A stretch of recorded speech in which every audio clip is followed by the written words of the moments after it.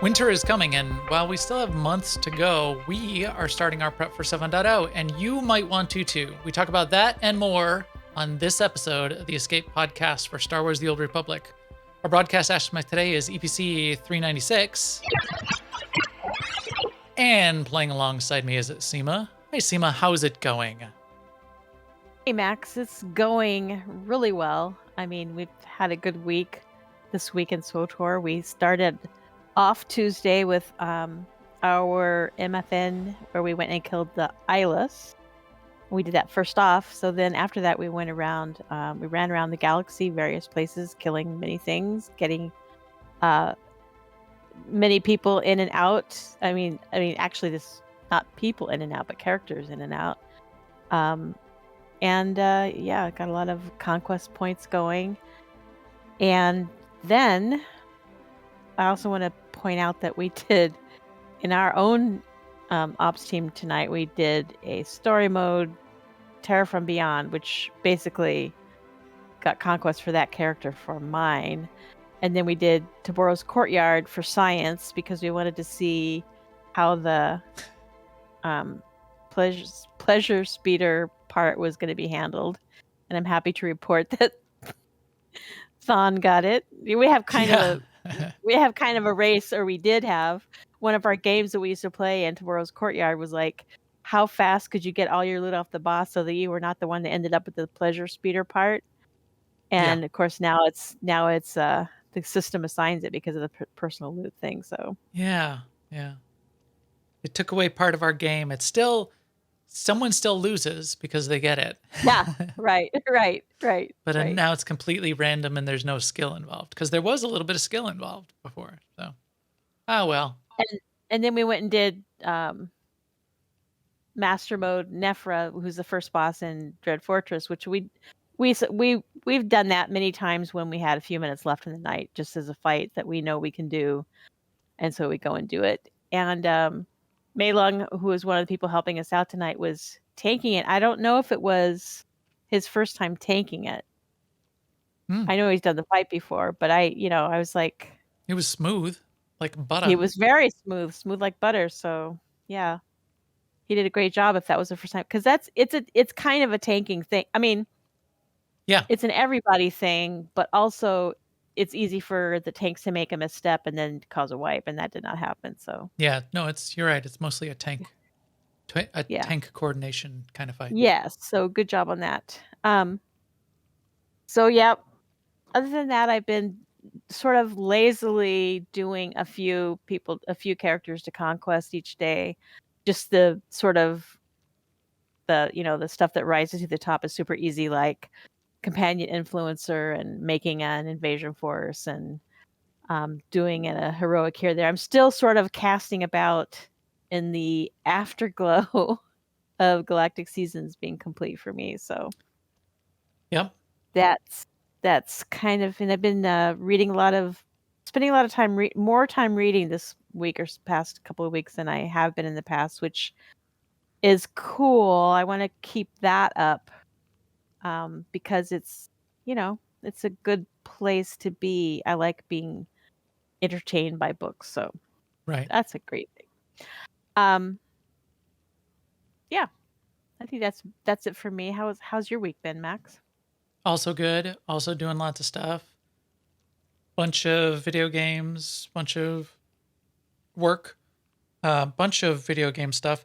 Star Wars has mostly been focused on a little bit of what we're going to talk about tonight, which is a bunch of cleanup. I'm trying to get some characters cleaned up and some characters tuned up and get any other sort of spare gear sets I'll just set aside, clear out my inventory on lots of characters. I mean, that's a never-ending job because you keep getting more and more.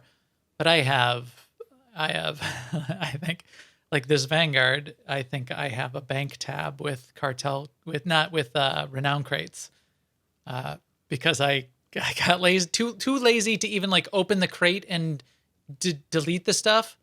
So I just started putting crates into my bank, so I wouldn't even have to think about them. In fact, let's look at its inventory. This is not one of the characters that I've cleared out. Yeah, only two full rows of Conquest gold crates and then a bunch of the smaller crates. A lot of that kind of thing to do. I've been doing some of that on top of our normal weekly mandatory fun night on Tuesday, which was fun as ever, and our ops team night stuff.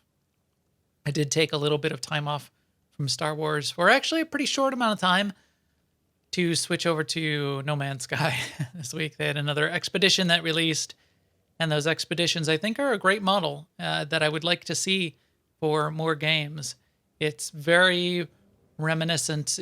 This one was much smaller. In fact, I got it done in like 12, 14 hours that I did pretty much nonstop. I did it in a day and a half. I played a lot, but it reminds me of DVL. The DVL event, I kind of like that longer term. Here's a series of achievements and milestones along the way, and go on this journey. Get really great rewards that we're gonna hopefully be able to use. And even here when 7.0 comes out was one of the things I was gonna get ready, which is the XP armor. All of that was very interesting. That kind of progression for me, it's something that I kind of really get a kick out of. So I got a kick out of that. Now I'm back to Star Wars: The Old Republic and making my own checklist for what I want to do for 7.0, and that's what we'll get into. So I will talk about more of that during our segment. I have also been following up and keeping track of the news. So let's talk about that. Now, an Imperial News Network report. So why don't you kick us off, Seema? I think we had another fun thing in the dev tracker from the devs, as the case may be. Yes, we did. We had a very interesting article about system design, specifically about systems that are referred to as combat loops, written by a system designer called Bryant. And he made a couple of really interesting points in there. What he spends his time paying attention to are the systems in the game that sort of lead us forward. So he made the example of Galactic Seasons. So like with Galactic Seasons, there's like short-term rewards and medium-term rewards, and then the long-term reward, which is, what you get at the very end. But like the short-term reward would be like the rewards you get for a level, and you do weekly and daily priority objectives to get towards those, and then you work on the long-term one to get to the end. And one of the things that they strive for, and he said this too, that don't always hit, is that when you see something in the game, you can clearly see your path to how you would get that thing. So like Galactic Seasons is an example where you see those rewards, you clearly can see how to get there because you're given objectives.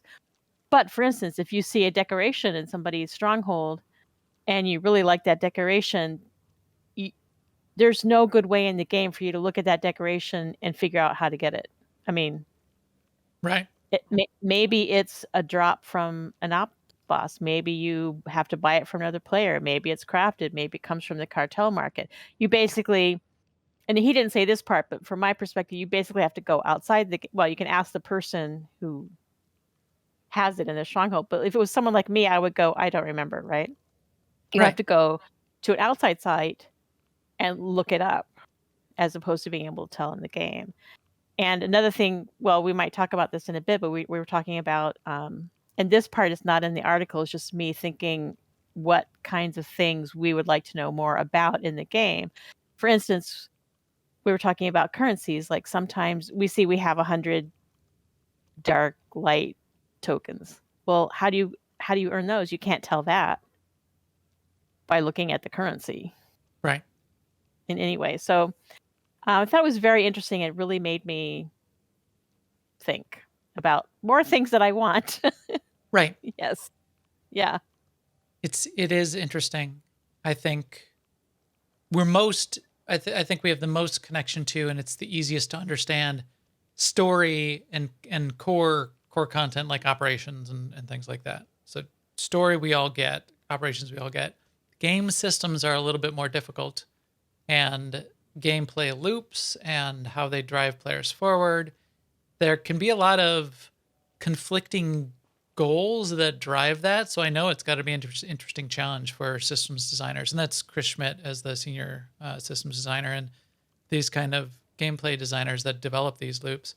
There's also, not really discussed in the article, but the kind of drivers around what do we do with cartel market and how much should monetization be a driving factor in certain gameplay systems. And I would really be curious for even a even deeper behind the scenes kind of thing, which they would never talk about publicly because it can certainly be construed the wrong way by people. But every game studio, this is the kind of thing that I think can garner the most criticism from lots of people. And I know like Ian Hazacostas and at Blizzard gets railed on all the time for gameplay systems. Right. So I'm sure it's a challenge, and I'm sure there's a lot of conflicting goals and objectives and things that players think they want, but might not really make for a good long-term, or that a systems designer might not think would make for a good long-term gameplay loop. That kind of stuff. That's an interesting challenge. Right. And they're walking a fine line too between making me want to do something and making me feel like they want me to do it. Right. Right. Like one of the things he says in here, and it's something we hear from BioWare, more than once, is that they think about how to incent players to play all the aspects of the game, which of course I hear that as they want me to do PvP and GSF. Right. And I don't blame them at all for wanting that. But right. I still want to have my own choice in the matter. Right. And yes. So it's a fine line. Encourage or reminding people that those bits of the game are available, I think is entirely appropriate. Forcing you to go play it because I'm a dev and I made this thing and I want people to have to do it is not appropriate.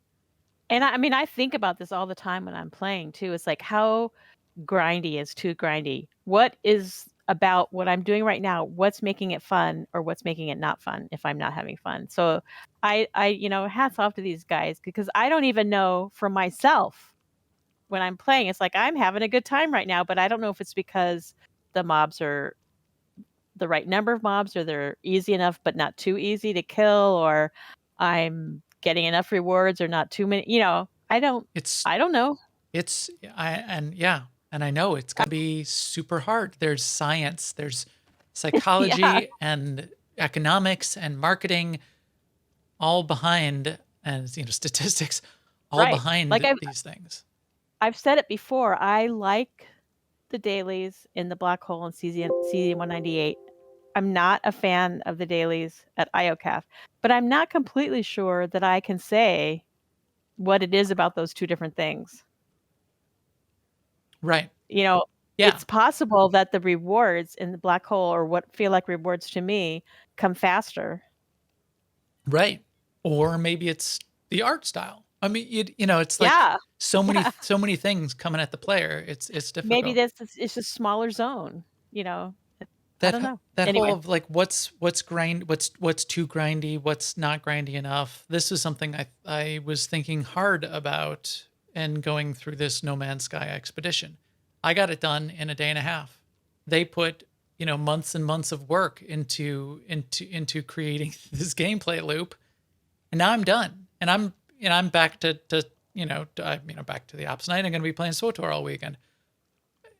Is that good or is that not good? Now, I didn't have to pay for it, so I didn't feel like I was shortchanged.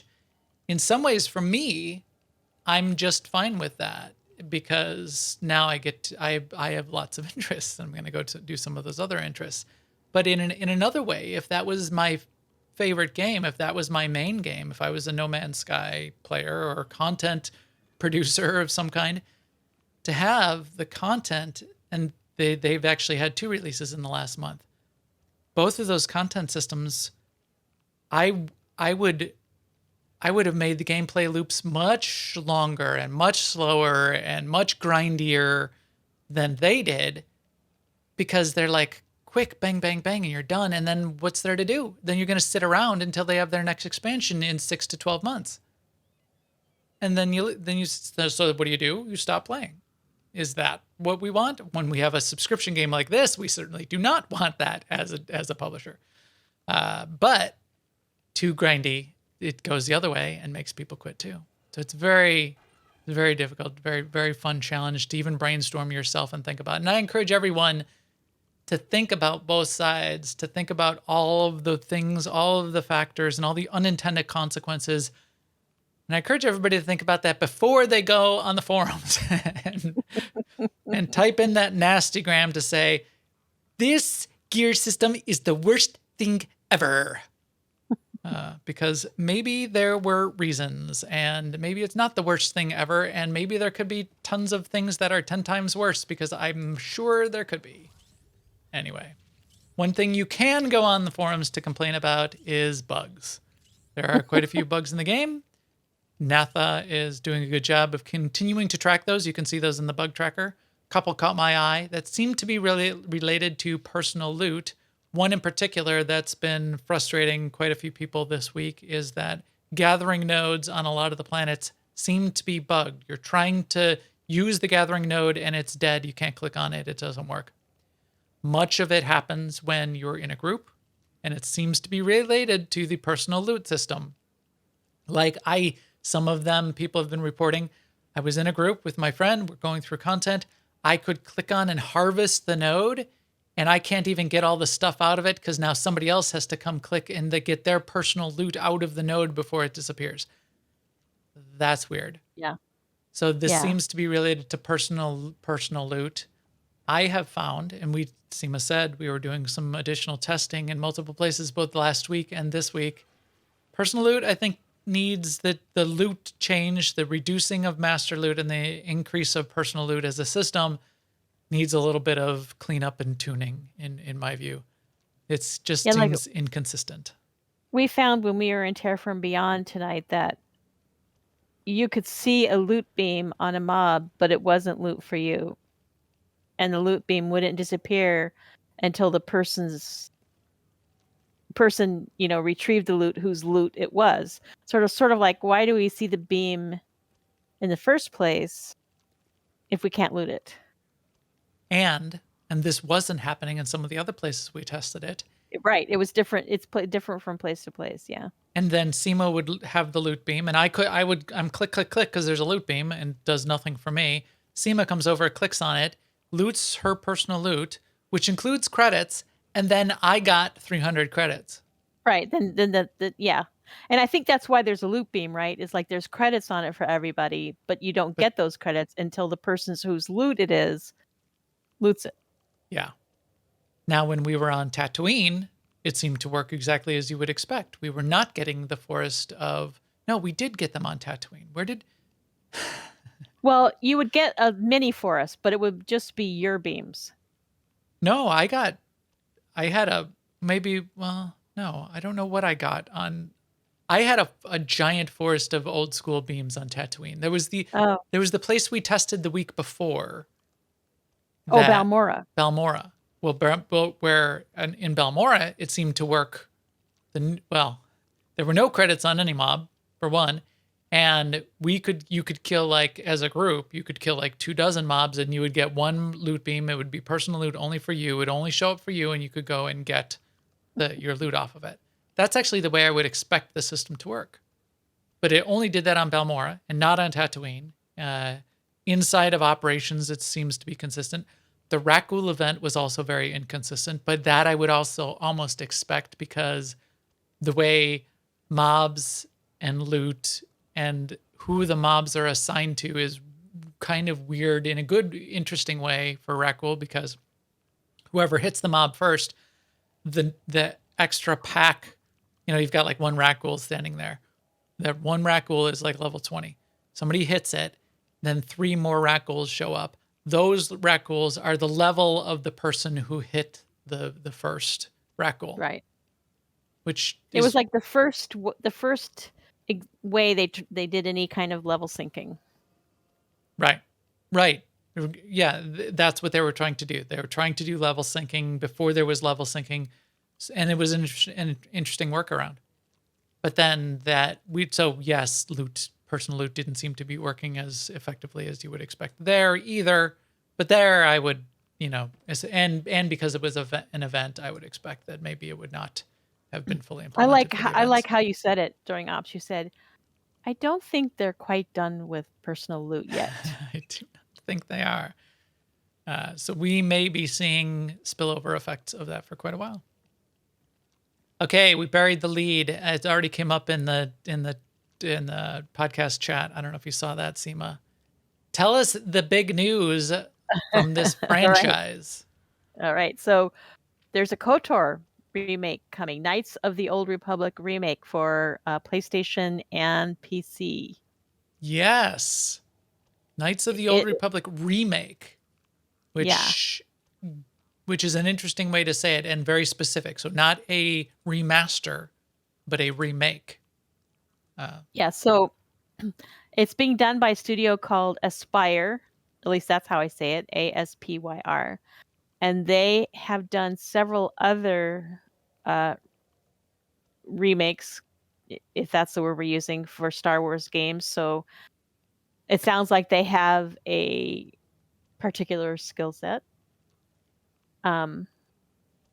We don't know how much is going to be different, like if they're going to change it from a turn-based game to something else or whatever. But, as time progresses, I'm sure we'll find out more. I'm sure we will find out more. I think that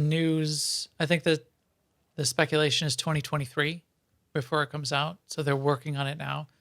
I know Lucasfilm Games is involved. It's an exclusive at launch from a console perspective on PlayStation 5. So it's not coming for Xbox right away. It may eventually come to Xbox. That's usually what they do.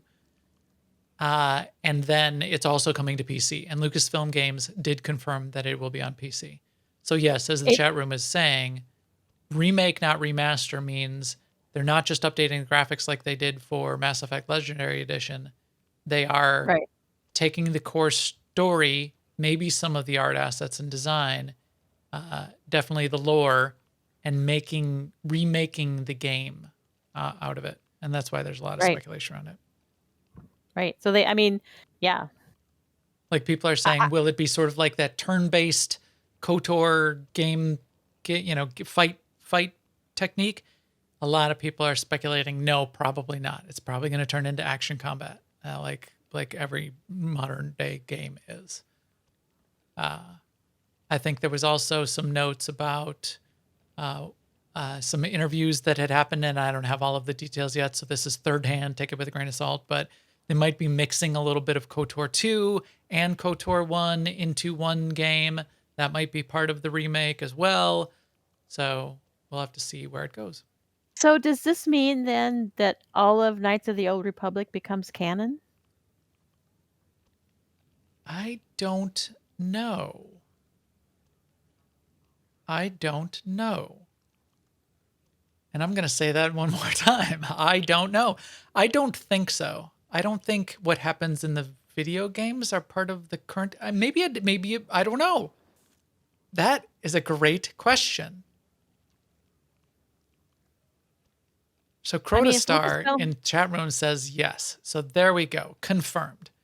Not necessarily canon is what Zen says, and Zen is the master of canon. Force Chuckle says soft canon. like air cannon, like t-shirt cannon. I don't think the games are full canon. That is, we'll have to see what shows up in all of. I don't know. That's three yeses and 3 I don't knows. I don't know. All right. But we will find out as time goes on. Yes, we will. If it was canon. I was also thinking, wouldn't it be great if it's an awesome game, it gets the public's attention and drives us closer and closer to a Revan movie. Or more Old Republic. Yeah. Everything. Yes. More Old Republic, more everything. Let's do it. Do it. Finally, I wanted to drop a note in the news that Galactic Seasons is coming to an end. Seema and I are already done, so we don't care. So I was afraid. I was thinking about this. I have no idea. I'm not even paying attention. It could end tomorrow. It could end in 3 months. And so now I've got it in the notes. I will copy it over into the notes every week, and we will not miss this because it's only really a little over 2 weeks left to go. Tuesday, September 28th at 12 p.m. GMT is when Galactic Seasons will end. Finish it up. Wrap it up. You got some time. You can wrap it up. You might need to do a little bit of buyout if you've been missing some time, but by the end here, you might not need to do that. Check it out. Check and see where you're at. You got a couple weeks to cram in some time. Hopefully you can get what you want, at least, if you don't get even everything. The tokens, remember, the Galactic Seasons tokens, those carry over. There may be things out of Galactic Season 2 that you'll want to save your tokens for anyway. So even if you only got halfway through, you might have enough to get the apartment now, or save some and get the apartment, or save some and see what shows up on the vendors next season. You can think about those kinds of things as well. But I couldn't decide which apartment to get, so I haven't bought either one. I am going to get the Imperial apartment. I agree. Well, we'll talk about it in what we're doing for 7.0 if we're switching to the Republic side more. But I like the style of the Imperial apartment, and we'll be able to use it on both sides. So maybe I'll feel really sneaky being in the Imperial apartment as a Republic player quite a bit in 7.0. Guild and community news. We continue with our fun Tuesday mandatory fun nights. B. Kavanaugh, our officer that leads those, has been doing a great job. We've been having between about 15 and 20 people, 25 in there two weeks ago for our big pet event. It's been quite fun. Those are usually open if you'd like to come join. You do not need to be in the guild to show up. Jump in our guild Discord, aie-guild.org. We can get you in on those. We usually have, if we're doing an operation, it's always 16 players. We sometimes have a spot or two open even after the evening starts, which is 8 p.m. Central every Tuesday night.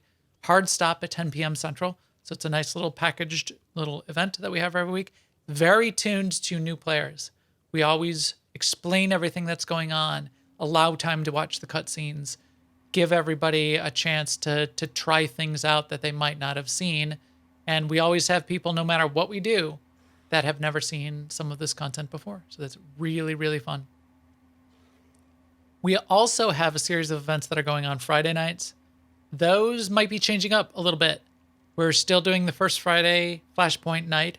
Our hard mode ops night, which would be tomorrow night, that's a little bit up in the air. It's either getting postponed, or we might have some players that are just going to go and get a hard mode ops run together themselves anyway. So check in on that.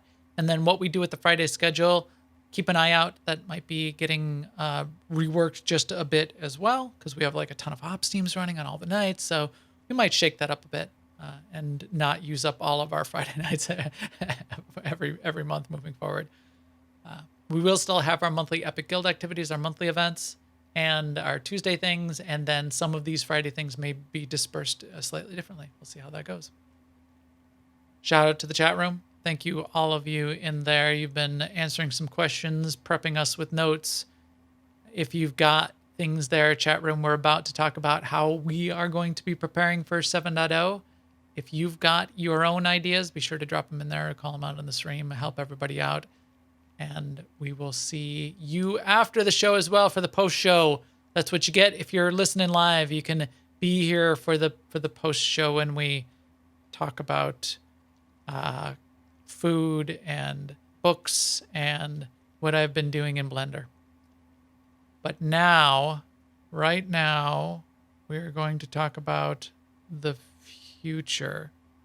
Bet you didn't see this coming! I meant to have like the Yoda talking about the future queued up.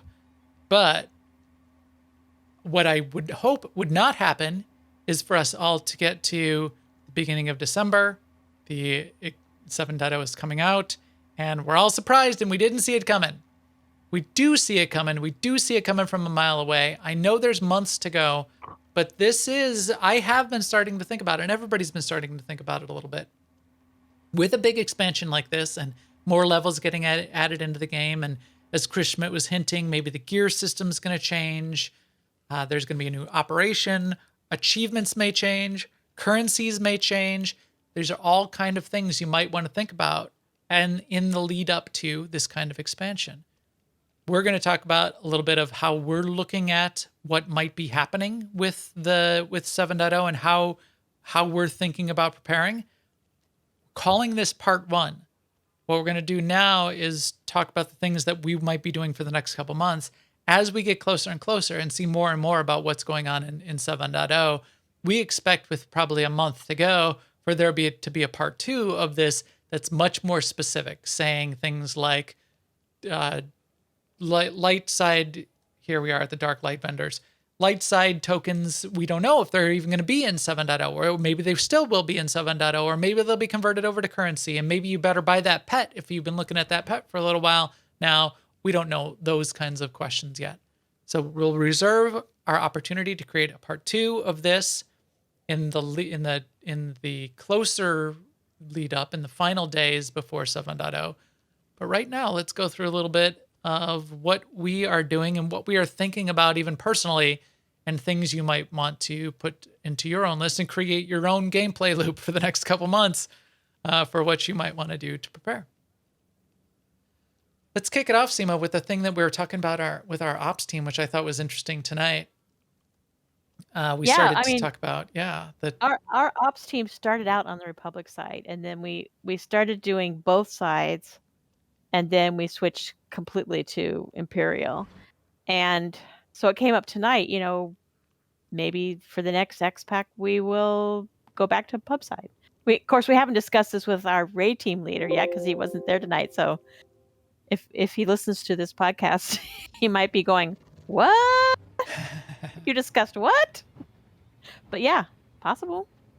I mean, I'm surprised people were open to it, frankly, and they were. Yeah, there was a lot of yes votes. It's a minor thing, but it's something. Yes, especially yes. with a level update. You're going to have to pick a character that to level up first. Say you want to get into and start doing the new operation. You need to be 80 to get into the new operation. You're going to pick a character to do that with. Because the levels sort of get set, you can take any of your level 75 characters. They're all sort of equal at this point. And gear really doesn't matter. Remember, gear doesn't matter while you're leveling. So if they have no gear, or they're full 306 with all of their with all of the augments and everything tuned up, it really doesn't matter. So this is a great opportunity to think about, well, what character do I want to be my new main character for 7.0? And if you have an ops team, it's a great question to ask the whole team. Hey, do we all want to shake it up and do something interesting and go to the Republic side? We're all going to defect. We're all gonna switch over and be Republic now. We've done that in the past, and I don't know. I'm thinking we might end up doing it. It's a refresh. Yeah. So what is your main right now, would you say, Seema? Well, it's definitely my mercenary healer. So I intend to keep with that play style. The only thing I will say though is I do intend to make use of combat styles to start to do some, DPS with my same character so that I can fall back and do DPS in situations where we have enough healers and other people want to heal. So I don't keep hogging the healing spots all the time. That's sort of, or maybe even, yeah, that's a kind of plan that I have. But I'll stay Merc. And that'll be my first character to level 2 and probably my first character to get up. Just like you'll if we go to Republic, you'll go Commando. You'll be Trooper, yeah. Trooper, yeah. Commando healer. Yeah. Commando healer. Yeah, because like I know some people like to switch up their gameplay, their actual gameplay too, But with everything around me changing, I would like to keep that part the same, because I can just play that part sort of without having to think of which buttons to push and all that. I realize there's going to be some changes, but not as many changes as there would be if I switched to Scoundrel Healing, Right. which I do have Scoundrel Healers and I do have Sage Healers. I can switch if there was a compelling reason to do. Like an example would be Sten, who's the other healer on our ops team. If he wanted to be a commando healer, which he might on the pub side, then I would happily switch to Sage or Scoundrel, because it would be better for the team to have not two commando healers. It doesn't matter as much these days, but it still does No. matter a little bit. And it's nice to have that balance. Same thing with tanks. Same thing with DPS a little bit. It doesn't matter, but it's also annoying. The balance of utilities and the strengths and weaknesses of each of those kinds of different specs does make it interesting to have complementary tanks, healers, and DPS classes working together. And if we do any harder modes eventually at the in-game level, it would be nice to have two different types of healers. Right. But anyway, so I'm not changing my main. That's all my long way of saying I'm not planning to change my main. I may because it's hard. I'm still my mercenary is probably still kind of my main character. My commando, I'm not as much of a fan of the animations of the commando. I still may stick with it. One other thought I had, my favorite character on the Republic side, so if we did go Republic, is my Vanguard, which is this character right here that I'm sort of showing right now.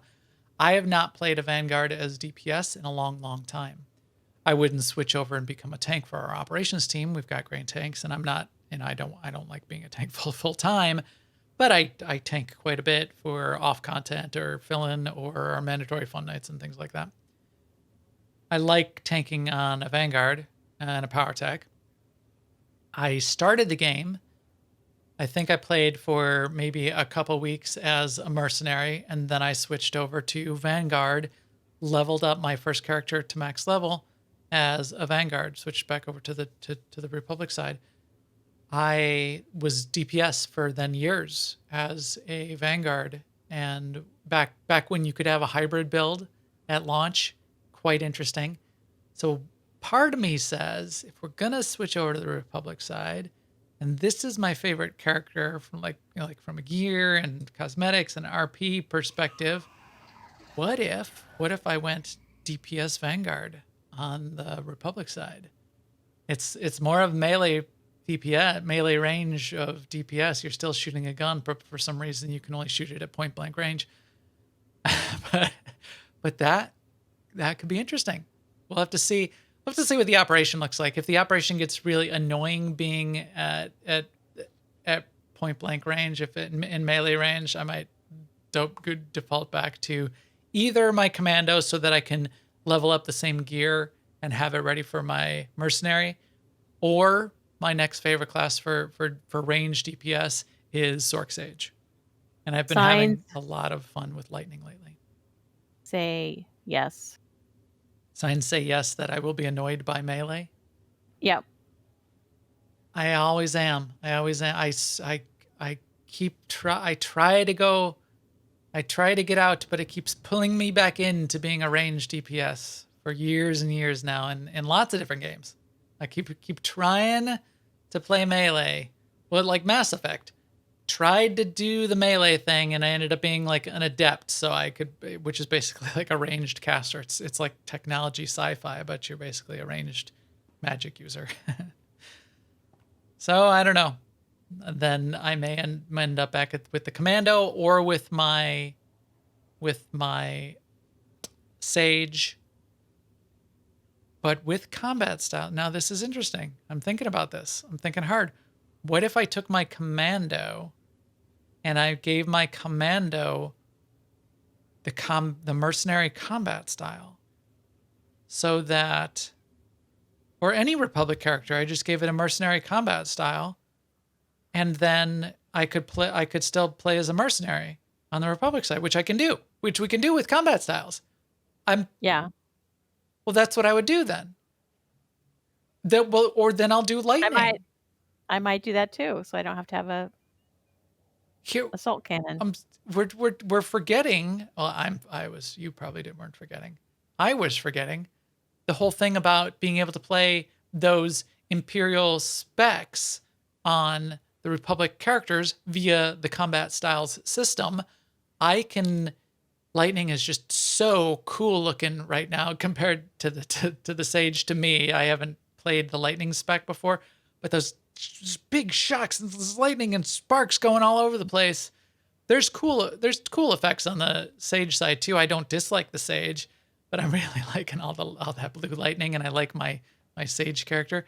I don't know, maybe I'll just recreate the Sork over on the Republic side, or recreate my Mando over on the Republic side. I've got the same gear as a cosmetic set, and I can use all the same abilities, use my 2 blasters. Welcome to the gun show, if you know what I'm talking about. I'll have to think hard about that. Wow, there we go. Options, so many options. So many options. But in doing that, I'm going to have to think about it. There may be things I do differently in preparing for 7.0 than I might pick a different character to sort of like set up and optimize for leveling. As we said, we're all level 75 with a lot of these characters right now. We'd be going to level 80. You're going to have to pick a character to level up first. It doesn't really matter, but some of us have XP gear sets. Some of us have gear that's tuned for leveling. Some of us want different things out of a character, maybe even a spec or a configuration of a character that might be different than when you're playing it for regular PvE. What do you have in mind, Seema, in terms of gear and getting a character ready? Here's my 2 thoughts on gear for leveling. So while we're leveling up from 75 to 80, we will still be doing ops. So, and your current gear, the set bonuses will work up until 80.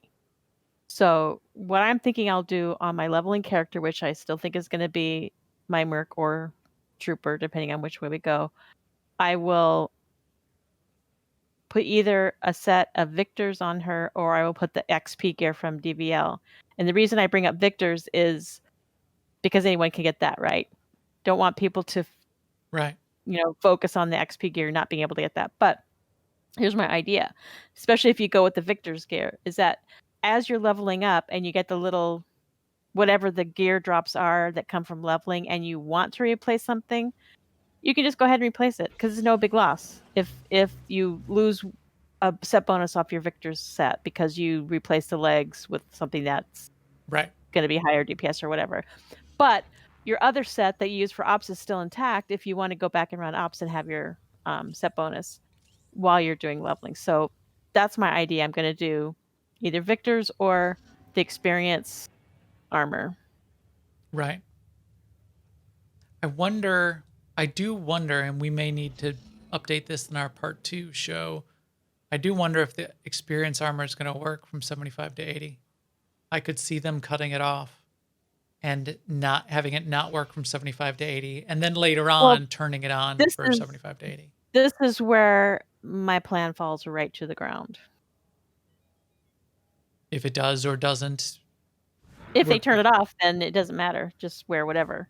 Right. Well, then but your original comments of using that Victor set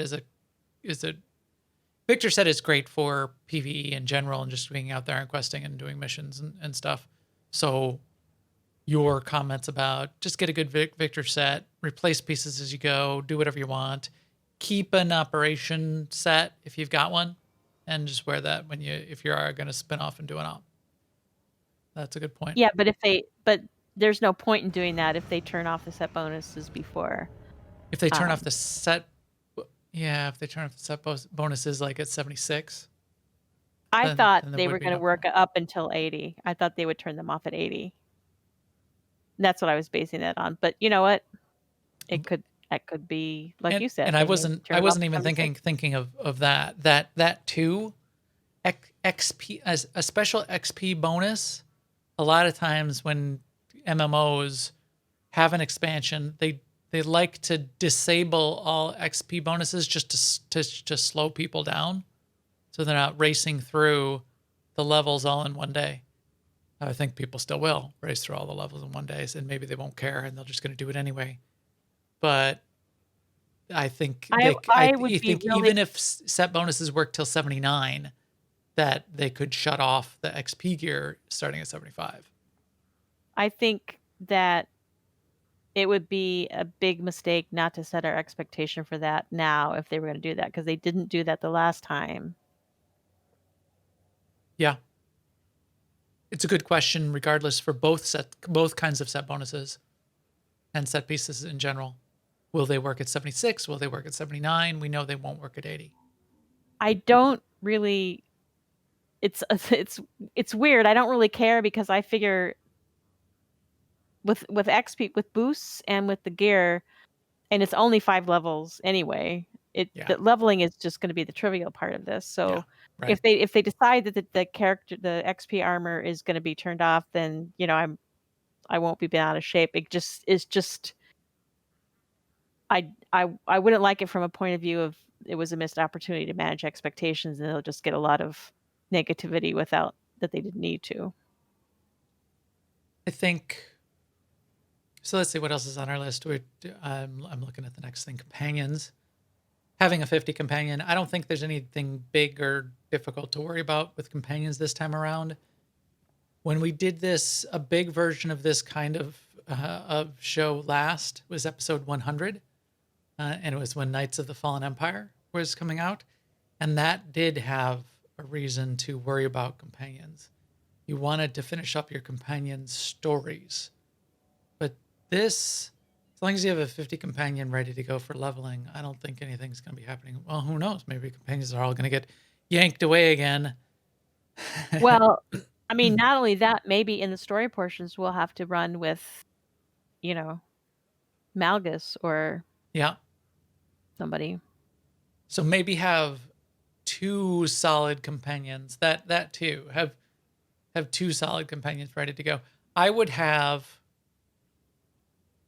a cartel or reward kind of companion is what I would recommend having on standby.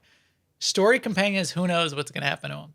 Like if Lana's your favorite and you run with Lana sometimes, or Mako or whatever, they could get gone again for story reasons. Nico Okar, he's never going to get gone for story reasons because he's a cartel market item.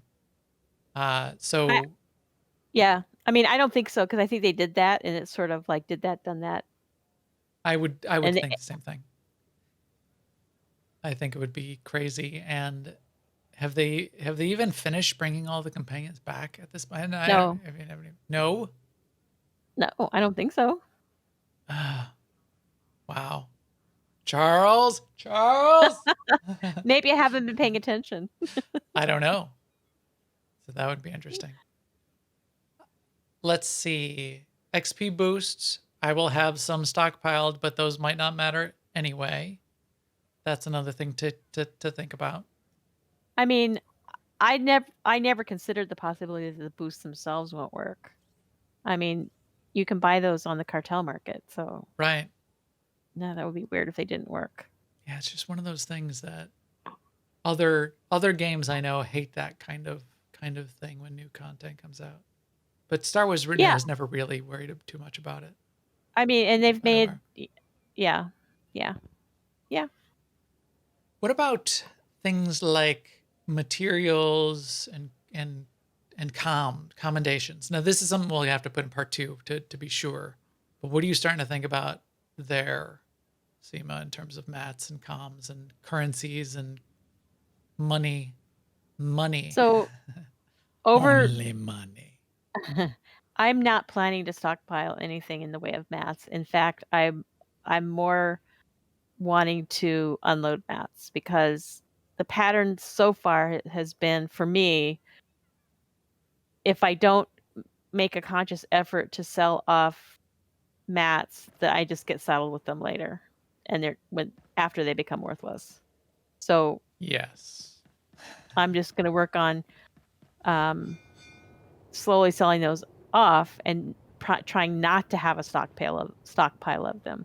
I mean, and there's been exceptions. Like we all wish we had kept piles and piles of IO-Cath recombinators, but I just feel like that the exceptions are too hard to predict. So I'm not going to And I think that was sort of an stockpile accident everything. on their part because of Yeah. the way Conquest crafting works. I agree. I think it's time for everybody to be thinking hard about liquidating stuff. And now you've got a few months. Now's the time. Like right now is the time. Because the closer and closer you get, the less and less value those are going to have because everybody's going to be liquidating stuff. Like I might make a difference with grade 10 and 11 green mats because you cannot get those from decos and you have to go out in the world to get them unless Yeah. you want to spend green Java junk on them. I'm not worried about them so much, but I don't know. Yeah, I, because you still need them for conquest for yeah. now. Who knows in the future? I'm not worried about them either. And I never bother liquidating the regular grades of gathering mats. The ones Right. in particular, where is it under? Is it miscellaneous? These are the ones that I would consider thinking hard about. The strategic resource matrix and the processed isotope stabilizer. Those are the ones that will very likely, that's happened every other expansion before if you haven't been around, those are the ones that will no longer be useful. They're going to have another one. So here, look at my inventory. Solid resource matrix. Wait, which is the good one? Solid resource matrix is the current one, right? Yeah, that's Yes. tier 3. So I have 900 tier 2 superior resource matrix that are worthless. They're not worthless, Right. but they're not like They're not. what They're not really worth selling. what the value was when Right. they were. Yes, that's a better way of putting it. Yeah. I only have 16 strategic resource matrix, and I have 38 void matter catalysts, so I got rid of some of those. And then of the ISO stabs, there's a few different kinds of ISO stabs. I have old ones of those too. Oh, look, I have 112 engineering flagship encryptions. Who knows what's going to happen with those? Probably nothing, but it could. So that's something to think about, something to consider. Ooh, charged matter transubstantiator. If you're really a market person, you'll make different decisions from me. Like I want to unload the encryptions, not because I think there's a big change coming, but because I'm not wanting to speculate on whether they'll become more valuable after 7.0. So I would just as soon sell them now. Yes. That's not a good way to put it. That's not a sophisticated market approach. It's just my inventory approach. In the part 2 of this, as we get closer to the end, we might be able to say something like, hey, IO-Cath recombinators, or for some reason process isotope stabilizers are still going to be needed, but it's going to be harder to get them because all the new content won't be dropping them anymore. A market person might look at that as an opportunity to stockpile them and then make a whole bunch of money off of them because people might still need them for some reason. Right.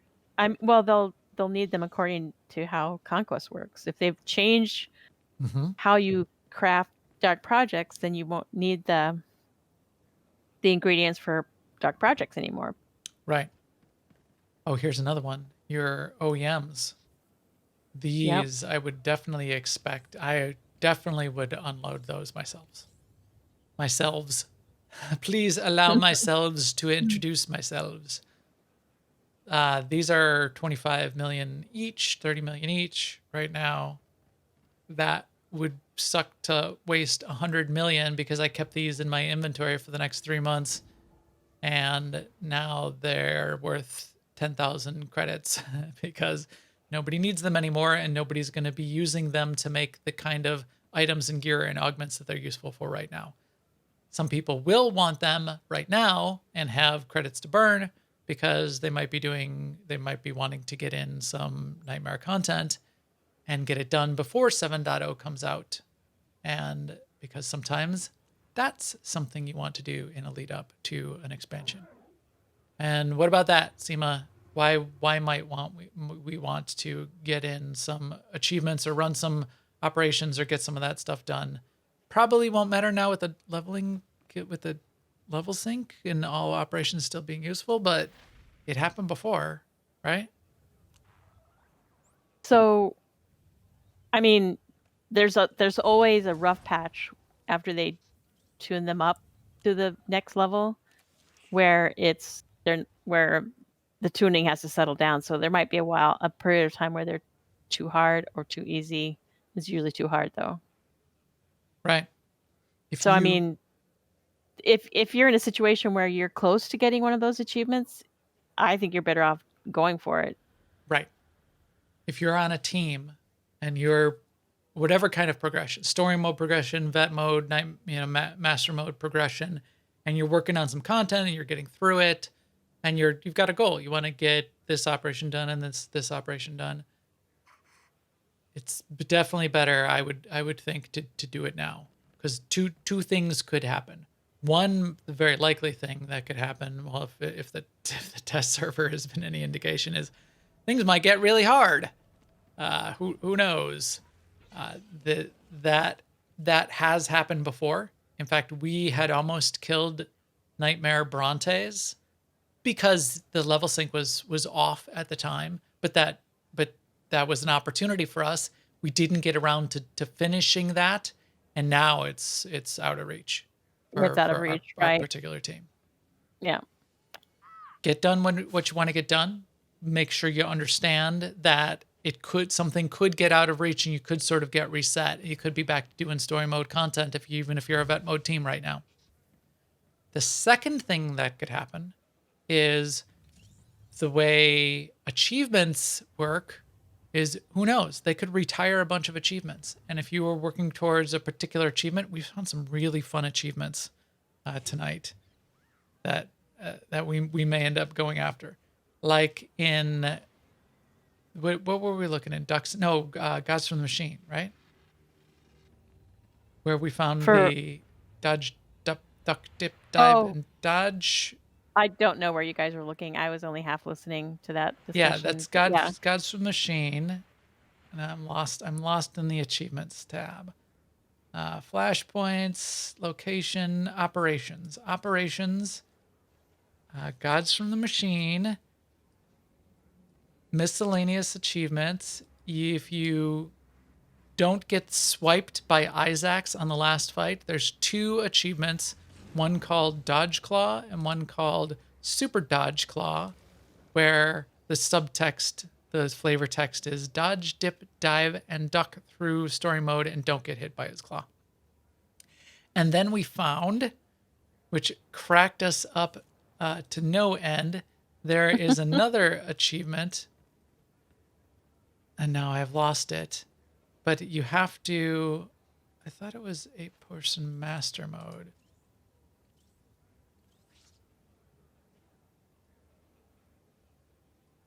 It was another reference, though. I remember that. It was another dodgeball reference. And you had to... Oh, no, I lost it. But it was the Bold Move Cotton. The Bold Move Cotton, yeah.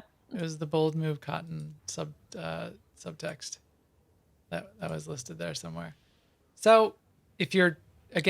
Oh, what is that? Wings of the Dragon. 8-person veteran mode Isaacs. Wings of the Dragon. This powerful machine. It's a mount. Wait, what? If you do vet mode Isaacs, you get this as an achievement? Look at this. I did not know this. It kind of looks like him. Yeah. It's like his back as a giant jetpack. but it's only Yeah. 8-person vet Isaacs. Defeat Isaacs, and it's called Legacy Title Bane of Isaacs, and you get Wings of the Dragon. What? Nice. That is cool. Look at this. It's kind of like a Brontes, but the Brontes is a drop off of Brontes, so you have to run it 8 times with your group, and you have to do it in Master Mode.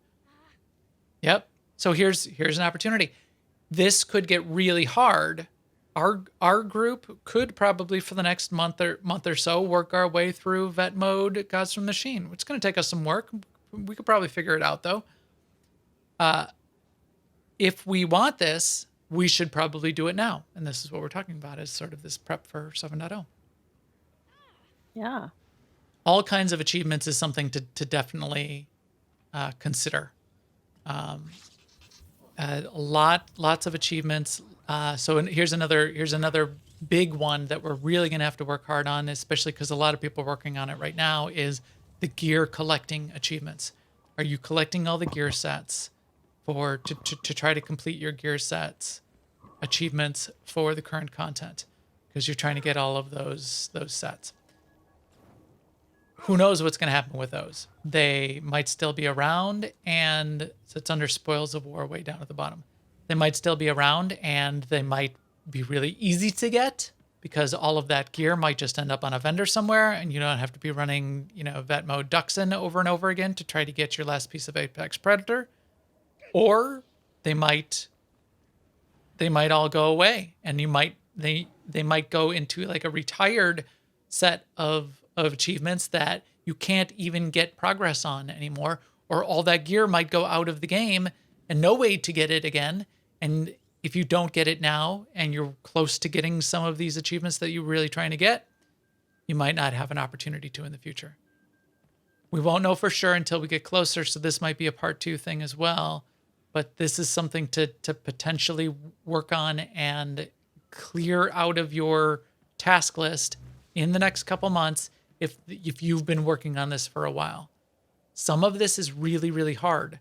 To get to 100% on equipment sense for Spoils of War would mean that you would need to get all of the rare sets that only drop either as a rare drop from a random item off a Kai Zygon kind of thing, or the kind of thing where you need to be running Duxon over and over again to have a chance, or even a chance of getting that kind of gear. We have a couple people that have been burning tech frags week after week. Thon told this story. He went about 8 weeks burning something around 10,000 tech frags on random items off of Kai, trying to get, I don't know what he was getting, Apex Predator or whatever, and was getting none. So he kind of said, yeah. Yeah. I mean, he wasn't even working on a particular set and he got none. He was working on all the sets at once that he didn't already have and didn't get one. Right. There's like one of those sets for each of the classes. Apex Predator for Mercenary, for DPS Mercenary. I think Meteor Brawler is one of the sets. And it's those sets. Not even necessarily the best in class set. It is for a couple specs. If you're working on these, another trick, remember, you might have more pieces of these sets sitting around than you have checked off in your achievements. Mailing them to yourself for now, I think, is the workaround to get them checked off in your achievement list. You might also try putting them in your legacy bank and taking them out on another character. But I think the thing that they keep telling you in the workarounds and the patch notes is mailing them to yourself or to another character on your account will trigger getting the achievement for those items. Like I have many more of these items than are checked off in these lists. Yeah, same here. What else? Anything with crafting that you're thinking about, or thinking about changing, or making sure you level up or get ready? Seema? What's happened with crafting before has been 2 different things. Sometimes they just build on the crafting system, and we get another number of tiers, like 1 to 3 new tiers. And then there have been other times when they've sort of scrapped the crafting system and changed it in very meaningful ways. So I guess I predict that it'll be type A that they'll do, that they'll add tiers, because indications seem like they're pretty happy with where trait crafting is right now, I guess.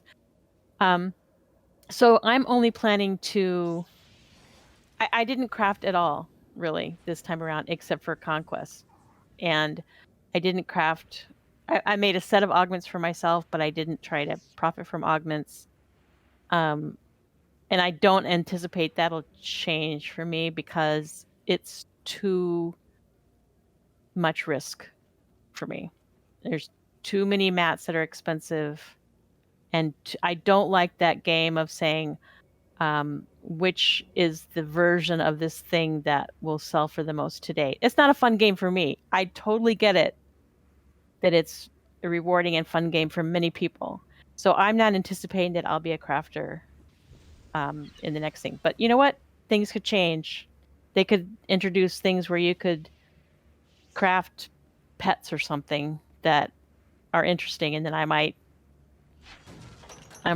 go all in. Who knows? But I'm not stockpiling anything. I'm not thinking of setting aside credits to spend to level up crafting. I'm just going to take that one as it comes.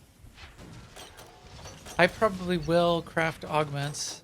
I don't think I really need to do anything. I have every expansion so far.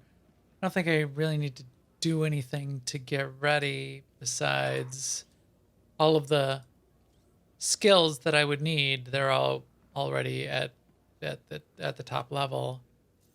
Maybe, one thing to maybe think about is to bank, if you are going to level up a crafting skill, bank some of the grade 11 mats now. Yeah. So that you'll get the next few levels up until you need the grade 12 mats. You can clear that out with grade 11 mats. So if you have those banked, as soon as you unlock whatever the 750 or whatever the skill is going to go up to, if it's going to work that way, we'll find out more on that too. I tell you what, though, if I these decide grade to 11 spend mats work. time going after some grade 11 mats, I'm not going to enjoy myself if the nodes are bugged. So I would say wait for that to be fixed. Yes, right now that is correct. I agree. Because that is Siobhan. how I get grade 11 mats right now. I will run the crew skills for them, but I haven't been using Java junk for them just because the return is whack. It's whack, man. It's just out of it's not Seema imbalanced. says it's whack, yo. Yo. All right. So there's things to think about. Definitely gonna need to keep up to date as we hear news, as new things go on the PTS, as new systems get announced. They haven't said anything about crafting right now, so we're making some really broad assumptions. Because they haven't said anything at all, that's why we're thinking that maybe not all that much is going to change. But as we hear more and more about the news over the next couple months is when you'll need to readjust your plan. But some of this kind of thing, like working on achievements, finishing off getting the gear sets, getting through some of the content now just to make sure you can get it done, or getting whatever your ops team wants to get done. A lot of that kind of stuff can take a while. We've got potentially 3 months to go right now. October, November, December. Potentially somewhere between 3 to 3.5 months to go right now before 7.0 drops. That's less time than you think. So think about it, put together a plan, create your own gameplay loops, and you will be ready to go for 7.0 when it comes out for the 10th anniversary. It's going to come out right now, Seema, is an astromech who's going to broadcast this podcast to everybody out there. If you want to know. That coming. I saw that coming! Bet you didn't see this coming! EPC 396 is ready to broadcast this podcast to all of you out there if you want to know when this podcast is going live. And I did put a tweet out tonight. You can follow me at Max the Gray on Twitter. You can also find those go live announcements in our guild Discord. We have multiple channels in there for any content creator who's doing related game content that's relevant to our interest. Put your links in there as well. You can find our guild Discord at aie-guild.org. That's also where you can jump in and say hi and ask for a guild invite. We're on Starforge. We have guilds on the Imperial and the Republic side, and that's why we do this podcast. We're hoping to get people who like the game as much as we do, like how we play, to come join and play with us. Join our Tuesday night events, our Fridays, and our ops teams. If you know anyone else who should be listening to us and joining our guild, tell them to come find us, newoverlords.com, twitch.tv/newoverlords, or YouTube/newoverlords.